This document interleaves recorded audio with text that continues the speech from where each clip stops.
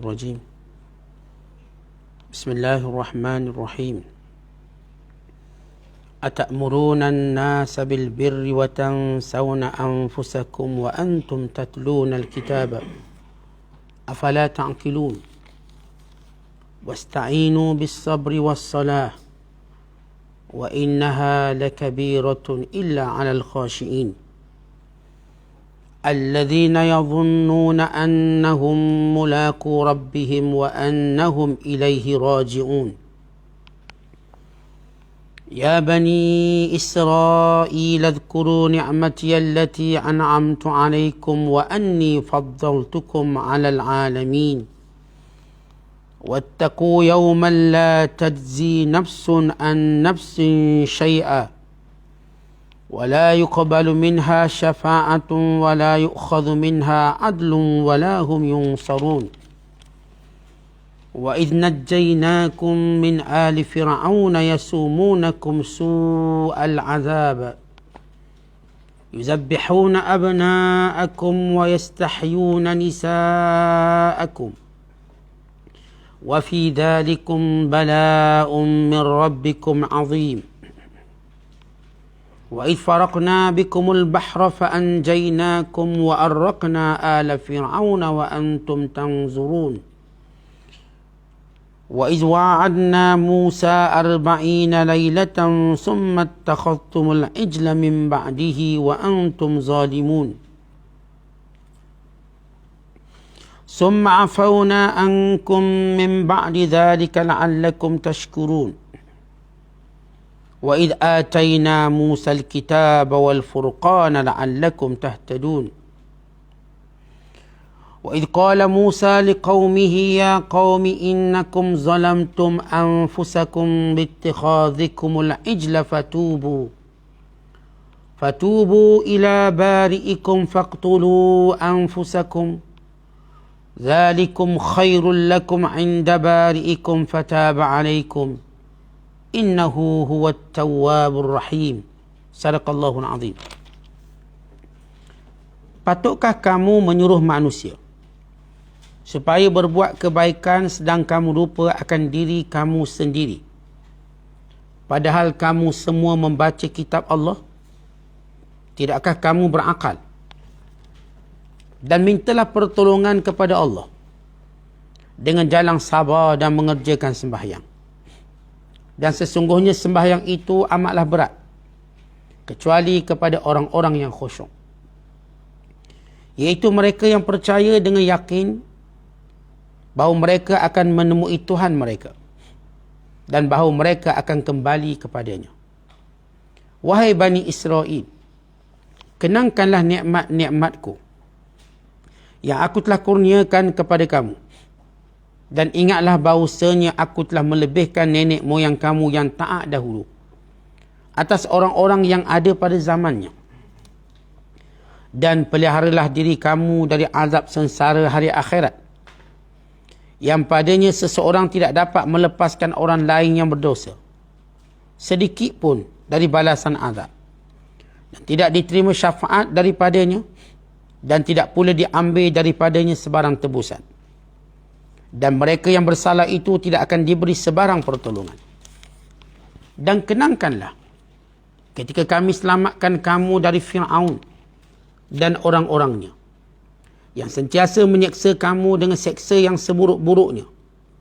Mereka menyembelih anak-anak lelaki kamu dan membiarkan hidup anak-anak perempuan kamu. Sedang kejadian yang demikian itu mengandungi balak bencana dan cubaan yang besar dari Tuhan kamu. Dan kenangkanlah ketika kami belahkan Laut Merah untuk kamu lalui kerana melarikan diri dari angkara Fir'aun. Maka kami selamatkan kamu dan kami tenggelamkan Fir'aun bersama-sama tenteranya, sedang kamu semua menyaksikannya. Dan kenangkanlah ketika kami berjanji kepada Nabi Musa untuk memberi Taurat kepadanya sesudah ia bersiap selama 40 malam. Kemudian setelah ia pergi, kamu menyembah patung anak lembu, dan kamu sebenarnya orang-orang yang zalim terhadap diri sendiri. Kemudian sesudah itu, kami maafkan kesalahan kamu supaya kamu bersyukur.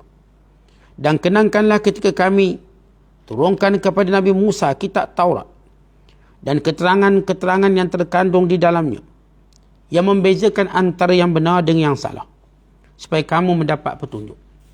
Dan kenangkanlah ketika Nabi Musa berkata kepada kaumnya, wahai kaumku, sesungguhnya kamu telah menganiaya diri kamu sendiri dengan sebab kamu menyembah patung anak lembu itu. Maka bertaubatlah kamu kepada Allah yang menjadikan kamu, iaitu bunuhlah diri kamu. Yang demikian itu lebih baik bagi kamu di sisi Allah, yang menjadikan kamu supaya Allah menerima taubat kamu itu. Sesungguhnya Dialah yang Maha Pengampun, penerima taubat, lagi Maha Mengasihani. Masih lagi kita berada dalam Suratul Baqarah, bermula pada ayat 44 sehingga ayat 54. Ayat-ayat ini masih lagi menceritakan tentang Bani Israel. Sebagaimana kita jelaskan sebelum ini, bahawa Allah Subhanahu Wa Taala menceritakan umat yang pertama yang kufur kepada Allah Subhanahu Wa Taala, yang menyeleweng agama ini sesudah mendapat nikmat yang banyak, sesudah diutuskan rasul-rasul yang banyak, sesudah diberikan kepada mereka kitab Taurat. Maka Allah menceritakan kisah Bani Israel. Bermula ayat 40 yang kita baca semalam, dan malam ini ayat ke-44 sehingga ayat 142 yang menceritakan kisah Bani Israel.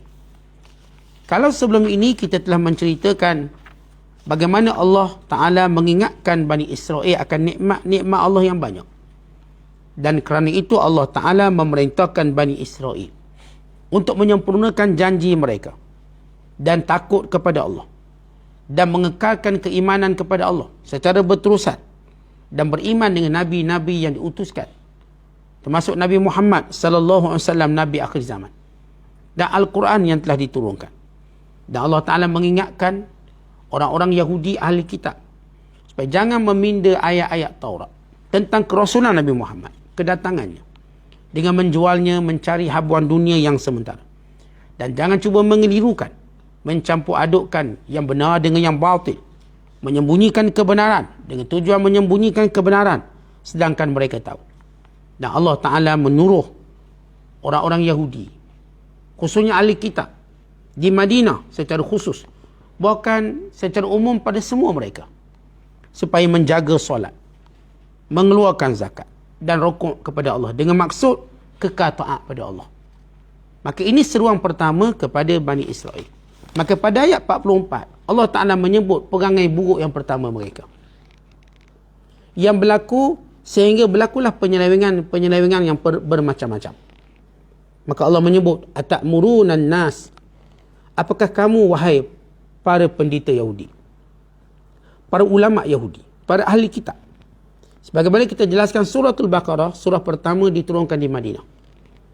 Apabila baginda sallallahu alaihi wasallam sampai ke Madinah Al-Munawwarah, maka kelompok yang ada ialah kelompok Yahudi yang pertama mendominasi ekonomi Madinah, yang kedua mendominasi ilmu di Madinah, dan yang ketiga mendominasi pengaruh. Kerana orang-orang Madinah, Aus dan Khazraj amat menghormati pada pendeta Yahudi kerana keilmuan mereka. Mereka bercakap berdasarkan kitab.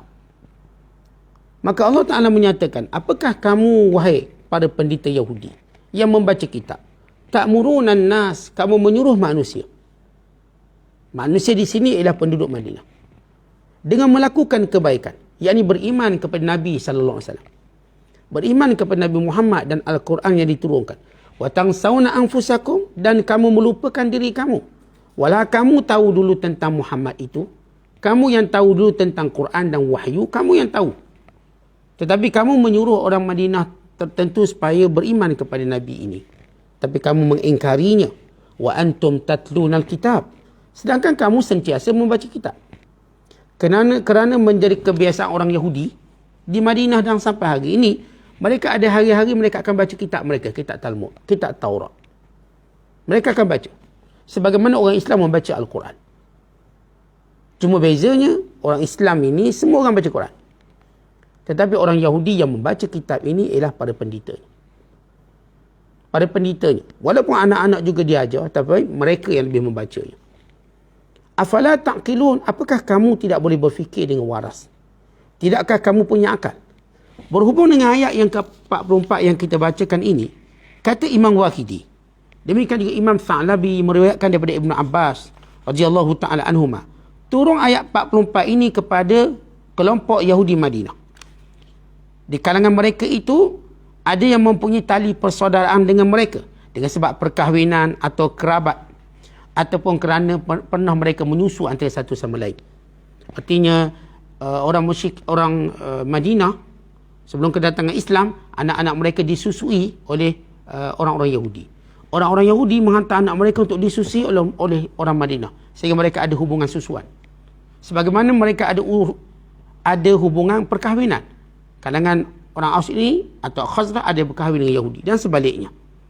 Maka kalangan orang-orang Yahudi yang memang menjaga hubungan kaum kerabat yang baik, mereka berkata kepada orang Madinah, "Uthbut 'ala ad-din alladhi anta 'alayhi wa ma ya'muruka bihi wa hadha ar-rajul ya'nuna Muhammadan sallallahu alaihi wasallam fa inna amrahu haqq fa kanu ya'muruna an-nas bidzalik wa la yaf'alunahu." Orang-orang Yahudi yang ada hubungan dengan orang-orang Madinah berkata, kamu mesti pegang betul-betul Islam ni.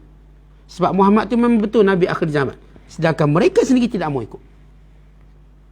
Bukan semua kelompok Yahudi, sebahagian mereka yang baik.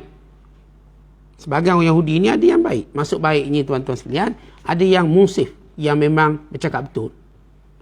Mereka kata betul, inilah Muhammad yang telah disifatkan dalam kitab Taurat. Kamu ikut dan tetap dalam agama ini. Tetapi dalam keadaan mereka Yahudi yang berkata, ahli kitab berkata, dia sendiri tidak mau ikut langsung. Kata Imam Sudi, kana banu Israila ya'muruna an-nas bi ta'atillah wa bi taqwahi wa bil birri wa yukhalifuna fa'ayyarahumullahu azza wa jalla. Kata Imam Sudi, adalah Bani Israel. Mereka menyuruh manusia mentaati Allah, bertakwa pada Allah, melakukan kebaikan, tetapi mereka sendiri menyanggahinya. Maka Allah Ta'ala mendedahkan keaiban tersebut. Maka kalangan mereka ini ada yang, tuan-tuan perlu kita tahu, urusan akhirat dengan urusan dunia satu benda yang berbeza. Kalau urusan dunia, kita boleh suruh orang buat dan kita tak payah buat, tak ada masalah. Ni ayah ni kata anak belajar rajin-rajin. Habis ayah tak belajar, ayah tak apa, kau tu belajar. Maka tidak jadi keaiban. Kita jumpa orang berniaga, awak berniaga sungguh-sungguh sampai kaya, nanti senang tolong saya. Maka bukan keaiban untuk orang tu berkata balik, awaklah berniaga kaya supaya jadi macam saya. Tak perlu. Sebab urusan dunia, kita boleh suruh dan kita tak payah buat. Tapi ia berbeza dengan urusan akhirat. Urusan akhirat, kita suruh dan kita kena buat. Urusan dunia tidak perlu. Kita boleh suruh orang, kita tak perlu buat. Kita cakap dengan rumah kita, kita buat air. Abang tak buat air. Abang buat air jugalah. Habis kalau semua buat air, siapa nak minum ni? Jadi kita suruh isteri kita buat air. Maka itu urusan dunia. Tak perlu isteri kata, abang suruh air. Kenapa abang tak buat apa yang abang suruh? Suruh apa? Suruh buat air tu, abang yang buat. Maka itu tak timbul persoalan itu. Kalau sekiranya seorang suami kata, pergi angkat kain tu. Pergi angkat kain. Kat Sidayan, kat Ampayan. Angkat. Abang jangan suruh je bang. Abang buat sendiri. Tak baik. Atamuruna an-nasa bil bir wa tansawna anfusakum. Kamu suruh buat baik, kamu tidak melakukannya. Tak, itu urusan dunia, kita boleh suruh, tak ada masalah. Tuan-tuan tengok orang yang masuk kursus-kursus bisnes. Jadi jutawan. Dia pun tak berniaga. Dia cerita, ini cara berniaga. Marketing begini. Nak masuk ni hot seat, 5,000 depan. Dia cerita buat bisnes. Dia ada bisnes? Tak ada. Dia cuma cakap.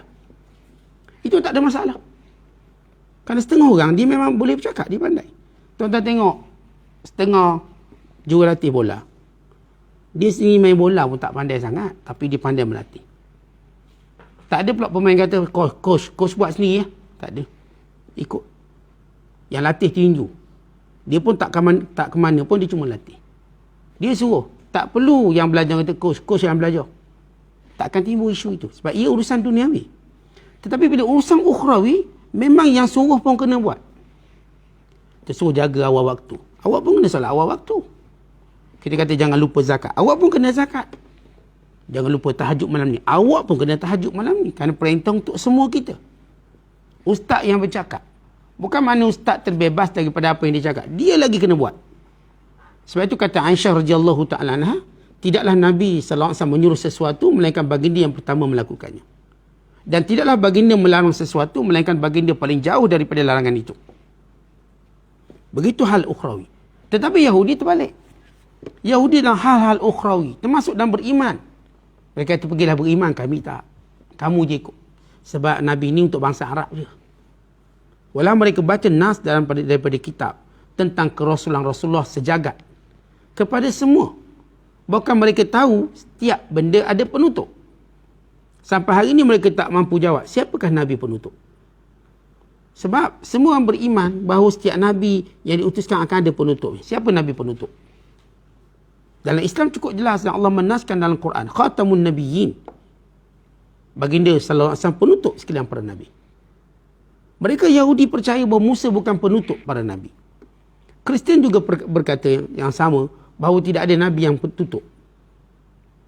Sedangkan dalam keadaan sama mereka beriman akan adanya Nabi penutup akhir zaman. Maka Nabi Muhammad SAW dengan segala sifatnya jelas menunjukkan baginda itu Rasul penutup. Kemudian Allah Ta'ala menyebut, wasta'inu bis sabri wassalah. Mintalah tolong kepada Allah dengan sabar dan berselawat dan melakukan solat.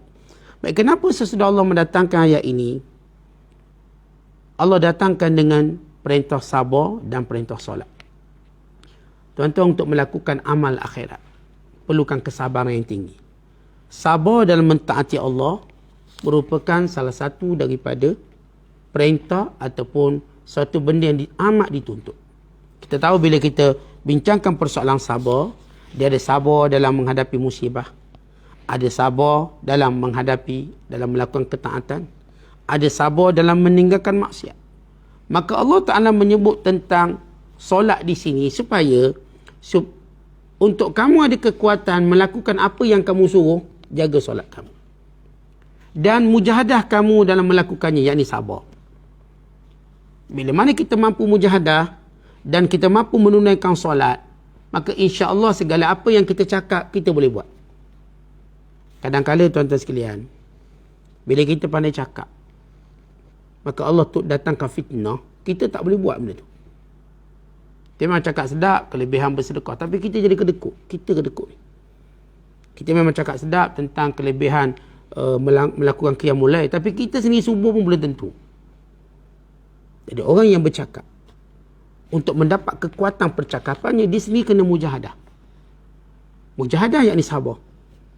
Dan dia mesti minta pertolongan dengan Allah, dengan melakukan solat mohon.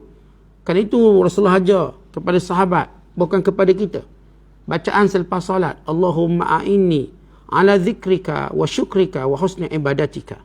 Ya Allah, tolonglah aku untuk sentiasa mengingatimu dan bersyukur pada nikmat dan memperelokkan ibadat aku. Maka kita sebut, supaya apa yang kita cakap, kita mampu melaksanakannya. Dan bila Allah menyebut tentang solat, Allah menyatakan wa innaha, dan sesungguhnya solat la kabiratun illa al khasyin, berat melainkan untuk orang yang khusyuk. Bila Nabi SAW menerima ibadat solat di langit, bila mana Rasulullah turun daripada langit sampai langit ke-6 bertemu dengan Nabi Musa, Musa kata, berapa banyak solat yang Allah wajibkan pada kamu? Kata Nabi SAW, 50 waktu. Lalu kata Musa AS, irji', pulang kembali, jumpa balik Allah, minta kurang. Was'alit takhfif, minta kurang. Maka Nabi SAW naik balik. Dan Allah Ta'ala mengurangkan 5 waktu, jadi 45 waktu.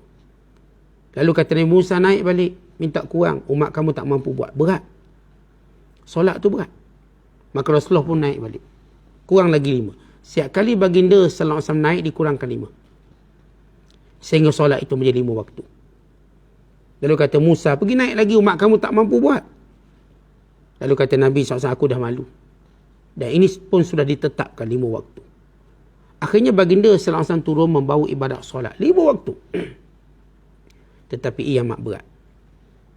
Berapa ramai orang Islam yang tak sembahyang, yang tidak menjaga sembahyangnya dengan betul. Kerana ia satu benda yang berat sebenarnya. Walaupun zahir nampak satu gerakan yang sama, rakaat pertama, kedua, ketiga dan keempat. Sama gerakan. Yang membedakannya tahiyat. Walaupun kita lihat dengan tempoh waktu yang singkat, 5 minit, 10 minit. Walaupun ada keharusan untuk solat bersendirian, namun tetap ia berat. Ia membezakan orang yang beriman sebenar dengan tidak. Bahkan kata Nabi Musa, aku sudah mencuba umat Yahudiku, umat Bani Israel, mereka pun gagal. Mereka gagal walaupun mereka kuat. Kerana itu tuan-tuan sekalian, bila kita sebut solat, ini satu anugerah yang hebat bila Allah jadikan kita orang yang mampu mendirikan solat. Sebab itu di antara doa Ibrahim, Ilahi ya Allah jadikan zuriatku mendirikan solat. Ibrahim dah minta supaya zuriat keturunannya menjaga solat. Dan kerana itu ucapan terakhir sebelum Rasulullah wafat ialah as-salah, as-salah. Sembahyang, sembahyang. Antara ucapan yang terakhir. Dan demikian juga ucapan Umar Al-Khattab sebelum dia wafat. La hadza fil Islam liman taraka as-salah. Waktu Umar Al-Khattab ditikam yang membawa kepada kesyahidan beliau. Beliau berkata, as-salah la hadza fil Islam liman taraka as-salah. Tak ada bahagian dalam Islam orang yang tinggalkan solat. Bukan Yahudi gagal menjaga solat. Gagal. Mereka gagal menjaga kesempurnaan rokoknya, sujudnya, bukan solat itu sendiri. Maka tinggal orang beriman yang benar-benar khusyuk. Yang menjaga kesempurnaan rokok. Yang menjaga kesempurnaan sujud. Bukan yang menjaga kesempurnaan solat. Kerana itu, bila seorang mampu menjaga solat, maka dia mampu menanggung bebanan syariat yang lain.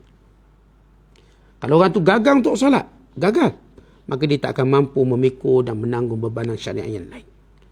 Orang yang jaga solat, dia pasti mampu berpuasa. Tapi orang yang berpuasa belum tentu mampu solat. Sebab tu kita dengar ada orang puasa solat tidak.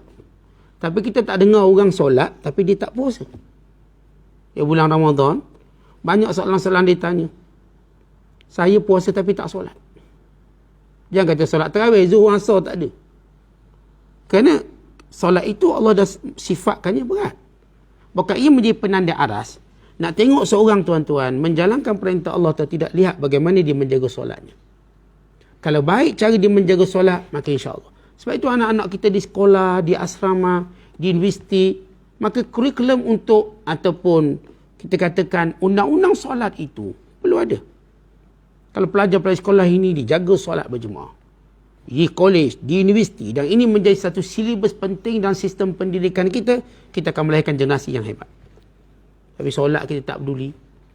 Bab kurikulum lain kita duk tekan. Kita duk habiskan duit banyak untuk itu. Tapi bab sembahyang tak peduli. Kadang-kadang padang bola boleh main satu sekolah. Surau boleh solat untuk 4 orang. Kalau tidak mementingkan. Kalau tempat sukan semua ada ni. Time bab surau, nak sembahyang kena 8 round baru boleh sembahyang. 8 round. Kecil.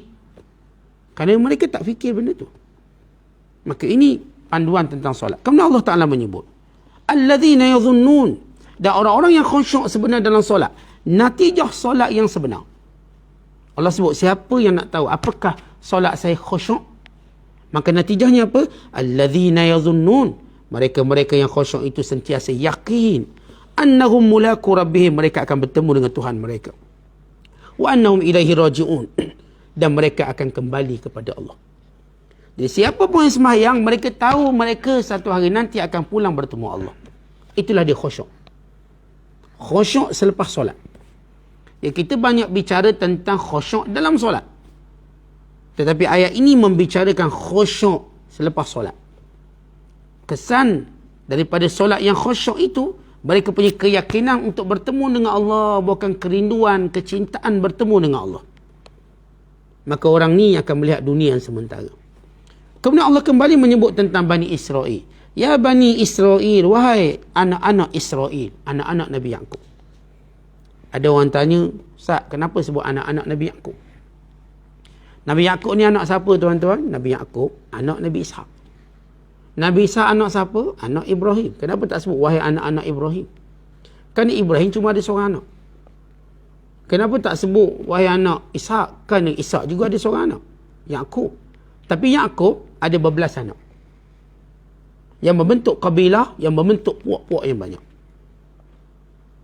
Iaitu ada 12 orang adik-beradik daripada 2 isterinya. Nabi Allah Yusuf AS dan Benyamin, satu isteri, dan satu isteri lagi 10 adik-beradik, menjadikan 12 adik-beradik. Sebab itu disebut Bani Israel, anak-anak Yaqub. Tak disebut anak Ishak. Sebab Ishak ada Yaqub je. Tak disebut anak Ibrahim. Tapi anak-anak Yaqub. Kerana Yaqub tu yang ada anak-anak ramai. Dan mereka membentuk 12 kelompok. Sebab itu, waktu mana Nabi Allah Musa memukul tongkat pada batu, fanfajarat min husnata asyrata aina qad alima kullu unasin mashrabahum. Dan waktu Musa memukul tongkat pada batu, lalu keluar 12 mata air. Maka setiap kabilah tahu mana dia tempat minum dia. Kerana mereka ni, tuan-tuan sekalian, 12 kabilah mereka tak bersatu, mereka bergaduh sampai hari ni. Cuma bila mereka melawan orang Islam, mereka bersatu. Allah sebut dalam Quran, tahsabuhum jami'a wa qulubuhum syatta. Kamu nampak mereka bersatu, tetapi hati mereka berbalah. Sehingga waktu mana Allah Ta'ala membelah laut, jadi 12 lorong juga laut tu. Kerana apa? Setiap kabilah tak nak kongsi jalan. Laut yang dibelah Laut Merah tu pun 12 lorong, 12 jalan. Jadi kalau kita sebut link, ada 12 link. Kalau highway kita ada berapa link? 3 link. Dia ni 12 link dia nak. Setiap satu kabilah dia. Maka ini cerita kenapa dia sebut wahai anak Yaqub. Kenapa tak sebut wahai anak Ishak? Wahai anak-anak Ishak. Kerana yang ramai anak tu Yaqub AS. Wahai anak-anak Yaqub. Wahai anak-anak Israel. Saya dah sebut Israel lah nama Yaqub. Kerana Israel merujuk kepada hamba yang berjalan pada waktu malam. Isra artinya yang berjalan malam. A ialah hamba. Hamba Allah. Sebab Nabi Allah Yaqub ni dia suka musafir malam hari. Dan di sana disebut hadis-hadis tentang kelebihan bermusafir malam hari. Kerana pada malam hari dilipatkan dunia. Dipercepatkan. Yalah, kedai mamak, kedai-kedai pun tutup belakang, memang lipat lah. Siang banyak sangat. Hypermarket buka, supermarket buka. Singgah sana, singgah duriang pula. Makan duriang. Singgah beli baju. Memang jadi lambat. Patut 8 jam, 18 jam. Dah malang semua dah gelap belaka. Tidur belaka. Dilipatkan dunia sekejap. Fokus kita pun pada lampu je. Sampai. Dan banyak hikmah-hikmah yang lain. Tentang musafir malam. Dan ini kisah Nabi Yaqub yang suka musafir malam hari. Sehingga dipanggil Israel. Hamba yang suka jalan malam. Hamba yang suka berjalan malam. Wahai anak-anak Israel. Yang anak-anak Yaqub. Udhkuru ni'mati allati. Ingatlah nikmat yang aku berikan kepada kamu. Nikmat apa? Sehingga wa anni faddaltukum. Aku melebihkan kamu alal alami atas sekalian alam zaman kamu. Aku telah pilih kamu dan melebihkan kamu atas alam pada zaman kamu. Dengan syarat kamu telah mematuhi perintah-perintahku. Kerana orang-orang yang tidak mematuhi perintah Allah Ta'ala dan perintah Nabi-Nabi yang diutuskan, mereka bukanlah umat terpilih. Mereka tetap dilaknat. Sebab itu Allah Ta'ala menyebut selepas itu, wattaqu, dan takutlah kamu semua. Yauman, hari, yakni hari kiamat. La tajzi nafsun an nafsin. Satu diri tidak boleh menolong diri yang lain. Syai'an, walau sedikit. Wala yuqbalu minha syafa'ah. Dan tidak diterima daripada diri itu syafaat. Apa pun syafaat. Yang dimaksudkan ayat ini ialah orang-orang kafir Yahudi. Dan orang-orang kafir. Ada pun orang Islam, mereka saling memberi syafaat antara satu sama lain. Yang tak boleh beri syafaat ini ialah orang kafir. Dan juga orang-orang fasik. Sebab Allah Ta'ala sebut dalam Quran, syafaat ini hanya diberikan kepada orang-orang yang Allah redha. Maka orang fasik Allah Ta'ala tak redha. Sebab itu Allah Ta'ala berfirman, وَلَا تَنْفَعُ الشَّفَاعَةُ عِنْدَهُ إِلَّا لِمَنْ أَذِنَ لَهُ. Dan tidak akan boleh memberi syafaat melainkan orang-orang yang Allah izinkan. Yang Allah redha. Yang Allah redha ialah kalangan orang beriman.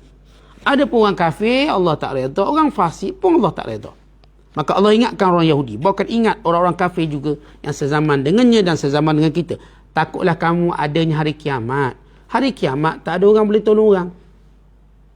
Hari kiamat tak ada orang boleh beri syafaat. Hari kiamat kelak tidak akan diterima sebarang tebusan. Kamu nak gadai harta, nak tebus diri kamu, nak selamat diri kamu, tak boleh. Dunia ni bolehlah kita cakap ada duit, selesai masalah. Boleh rasuah sana, boleh rasuah sini. Boleh bayar sana, boleh bayar sini. Tapi tidak hari kiamat. Kerana nilainya ialah amalan kita. Sebab itu Allah sebut, la yukhaf minha, tak akan diambil daripadanya adlun, apapun tebusan, apapun bayaran, apapun dunia yang mereka nak berikan. Wala hum yunsarun. Bukan sekadar mereka ni tak akan boleh menolong antara satu sama lain. Allah tak akan tolong langsung mereka. Maka Allah beri amaran kepada orang Yahudi dan orang kafir semuanya. Bukan pada mana-mana orang yang ingin mengikuti mereka. Ingat, kamu ada hari kiamat. Hari itu apa dia? Tiada manfaat, tiada boleh beri syafaat. Melainkan orang-orang yang diizinkan oleh Allah di kalangan orang beriman sahaja. Hari yang tiada diterima tebusan. Kamu nak tebus dengan anak bini kamu tak boleh. Nak tebus dengan dunia kamu tak boleh. Hari yang tiada pertolongan Allah Ta'ala. Baik, sesudah Allah memberi amaran, Allah kembali menyebut nikmat-nikmat Bani Israel. Ada 10 nikmat orang Yahudi, bermula daripada ayat kita bacakan, ayat 49. Kita baca malam ni pada sampai ayat 54. Dalam ayat ni cuma ada 5 nikmat. Nanti sambungan ada 5 lagi nikmat. 5 nikmat terbesar Allah beri kepada Bani Israel. Kenapa Allah sebut nikmat-nikmat ini? Supaya orang-orang Yahudi ini, Bani Israel, kembali pada fitrah beragama. Sebab mereka ni tuan-tuan, bermula sejarah Bani Israel daripada zaman Nabi Ibrahim lagi. Ibrahim mendapat anak Ishak dan Ismail. Maka daripada jalur Ishak AS, mereka melihat, Yahudi ni melihat, Bani Israel ni melihat pertukaran Nabi. Dan setiap Nabi yang ditukar, mereka mesti ikut syariat Nabi ini. Dan mereka faham benda itu. Maka bila Nabi Allah Ishak meninggal dunia, mereka ikut Nabi Yaqub. Bila Yaqub meninggal dunia, mereka ikut Nabi Yusuf AS. Bila Yusuf meninggal dunia, mereka ikut Nabi Musa. Allah utuskan Nabi Musa. Dan Nabi Harun AS. Dan sesudah itu Nabi Allah Daud. Dan sesudah itu Nabi Allah Sulaiman. Dan sesudah itu pada zaman Nabi Allah Yahya, Zakaria dan sehingga zaman Nabi Isa AS. Artinya ramainya Nabi.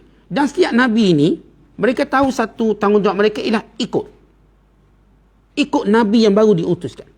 Dan benda yang sama mereka tunggu ialah Nabi akhir zaman, Nabi Muhammad SAW yang mereka mesti ikut. Mereka mesti ikut. Sebagaimana tercatat dalam kitab Taurat.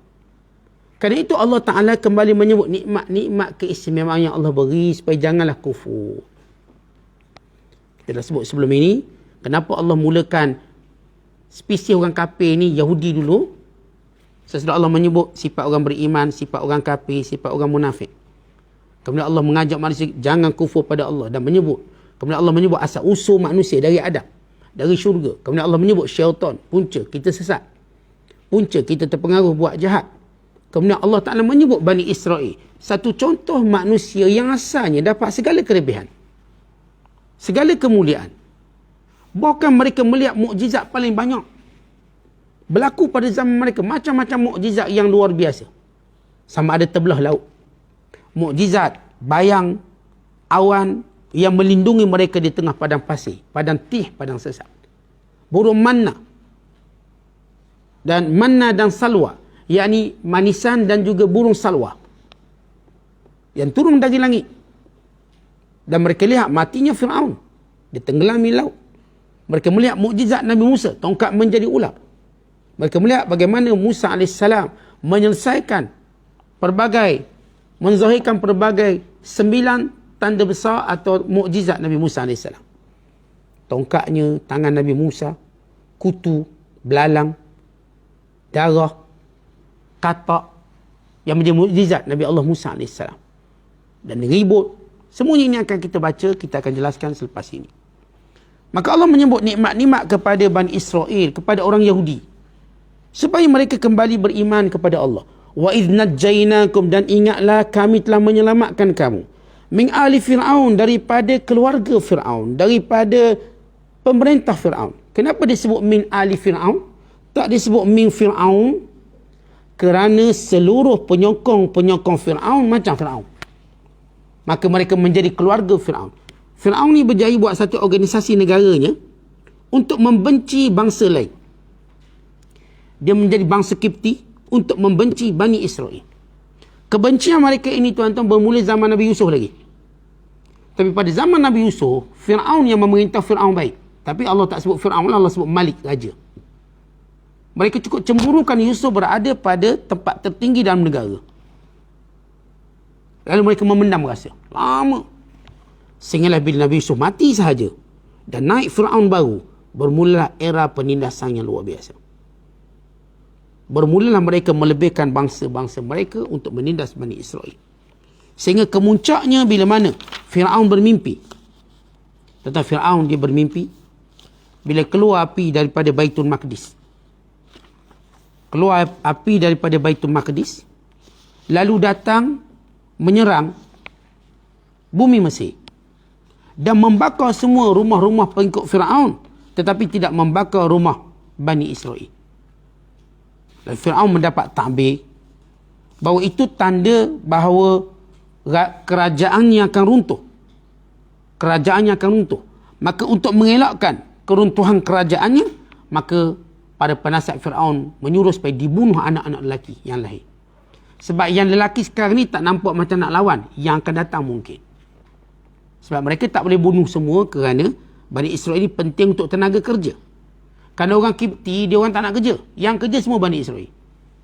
Kebun atau ladang, bidang pembinaan, dalam bidang cocok tanam dan sebagainya, semua mereka yang kena kerja. Siapa tak kerja, kena bayar cukai.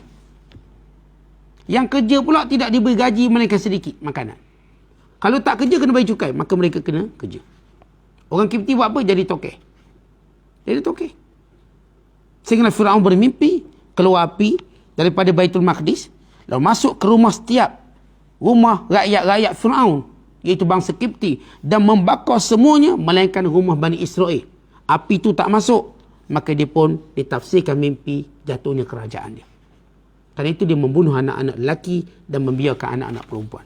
Sebab yang perangai yang boleh menjatuhkan ataupun jenis yang boleh jatuhkan kerajaan mesti orang lelaki, bukan perempuan. Perempuan tak boleh jatuhkan kerajaan. Nak jatuhkan kerajaan ini kekuatan lelaki-lelaki.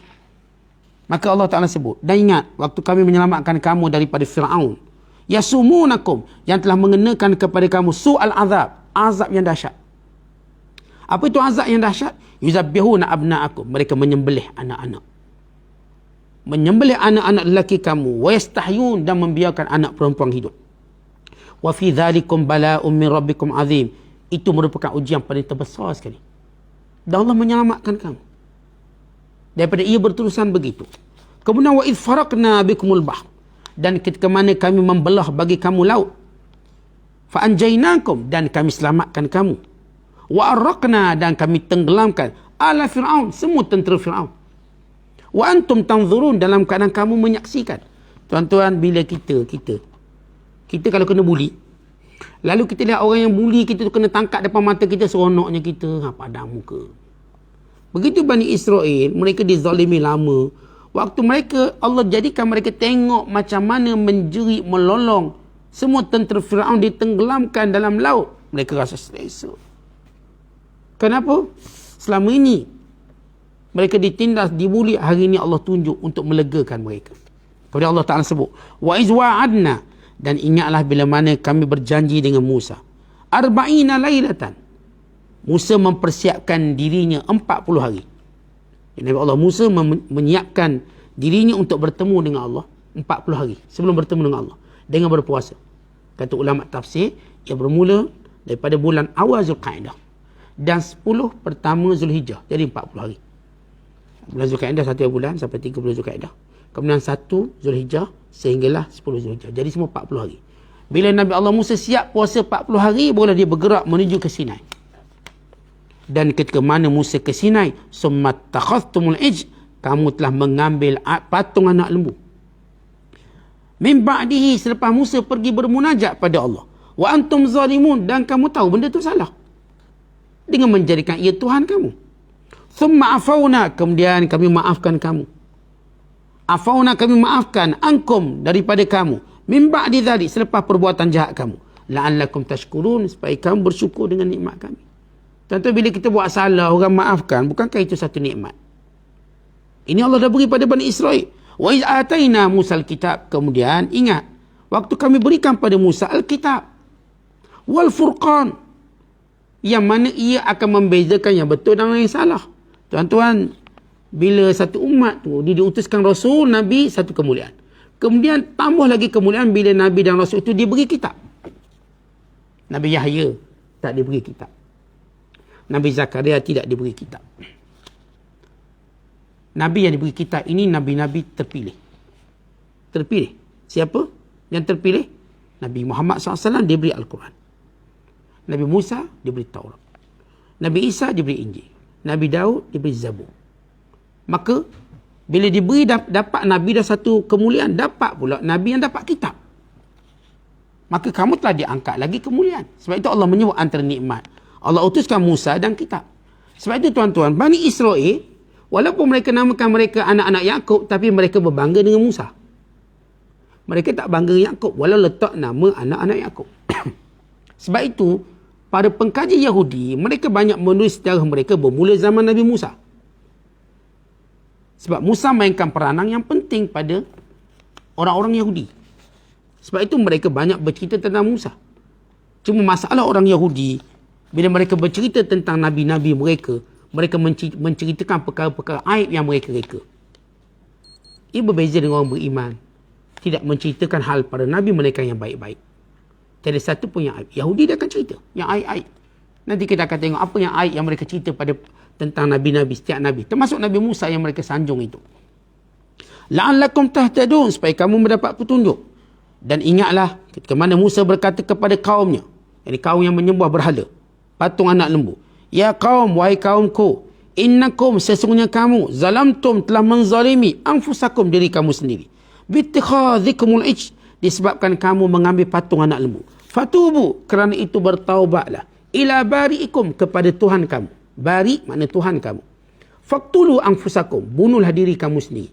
Berhubung ayat ini, bila Musa balik bermunajat daripada Sinai dan melihat mereka menyembah patung anak lembu, lalu Musa AS pun mengambil patung anak lembu lalu dibakar dan menghalau orang yang pencetus kepada buat patung anak lembu bernama Musa Samiri. Kemudian yang menyembah patung anak lembu ini, mereka menyembah selama 7 hari. Dalam tempoh Nabi Musa pergi bermunajat, maka dihukum. Bagaimana cara hukum? Orang-orang yang tidak menyembah, yang masih dijaga oleh Nabi Harun AS, membunuh orang-orang yang menyembah patung anak lembu. Oleh kerana yang menyembah ni anak beranak mereka. Ada anak yang tengok bapa sembah. Ada suami yang tengok isteri sembah. Ada isteri tengok suami sembah. Allah perintahkan supaya yang tak sembah, bunuh yang sembah. Tak tahu macam mana nak bunuh ni mak bapak sendiri, adik-beradik sendiri, kawan-kawan, jiran. Maka Allah turunkan satu awan yang gelap sehingga menutup mata mereka. Lalu mereka cuma jok je, bunuh je. Maka matilah. Setengah sejarah menyatakan jumlah yang mati itu 70,000 orang. Yang menyembah patung anak lembu tu 70,000 orang. Tinggal berapa ribu orang yang masih kekal beriman kepada Allah. Dzalikum khairul lakum. Itulah cara terbaik untuk kamu bertaubat. Inda bari'ikum, di sisi Tuhan kamu. Fataba alaikum, dengan itu Allah menerima taubat kamu. Innahu huwat tawwabur rahim. Sesungguhnya Allah itu maha penerima taubat dan maha penyayang. Apakah nikmat yang diperolehi? Di mana ketika mana berlakunya pembunuhan beramai-ramai tadi pada penyembah patung lembu. Maka Nabi Musa dan Nabi Harun bermunajat pada Allah memohon ampun. Memohon ampun. Dan Musa dia tak boleh bunuhlah, dia kena doa, dia doa. Maka Allah Ta'ala menurunkan rahmat, diampunkan kepada yang membunuh dan kepada yang dibunuh. Dan yang dibunuh itu Allah hidupkan kembali. Nanti kita akan baca ayat berikut. Dihidupkan kembali satu nikmat. Mereka dapat kehidupan kali kedua. Untuk mereka, jangan mengulangi benda yang sama. Dan yang membunuh, yang terasa beban kerana membunuh keluarga sendiri, maka Allah hiburkan mereka dengan hidupnya kembali keluarga ini. Dan kembali bertaubat kepada Allah dan Allah menerima taubat. Tuan-tuan lihat nikmat-nikmat yang Allah bilang-bilang ini daripada kita baca daripada ayat 49 sehingga ayat 54. 5 nikmat besar, nikmat utama yang Allah Ta'ala sebut kepada Bani Israel. Selamat dia daripada kejahatan Fir'aun. Dan selamat dia dengan menyeberang Laut Merah. Dan yang ketiga, terimanya taubat Bani Israel. Yang keempat, diturunkan Taurat. Yang kelima, bagaimana Allah tunjuk jalan penyelesaian menghabiskan ataupun kepada para penjenayah yang menyembah patung anak lembu dengan menghidup mereka kembali. Dan dibunuh, dihidupkan balik. Maka ini 5 nikmat besar. Kenapa Allah bilang-bilang nikmat ini dan ada lagi nikmat pada ayat yang berikutnya? Supaya Bani Israel, kamu Yahudi, bangsa awal yang menisbahkan diri kepada Nabi, maka kenapa kamu menolak kerasulan Nabi Muhammad sallallahu alaihi wasallam?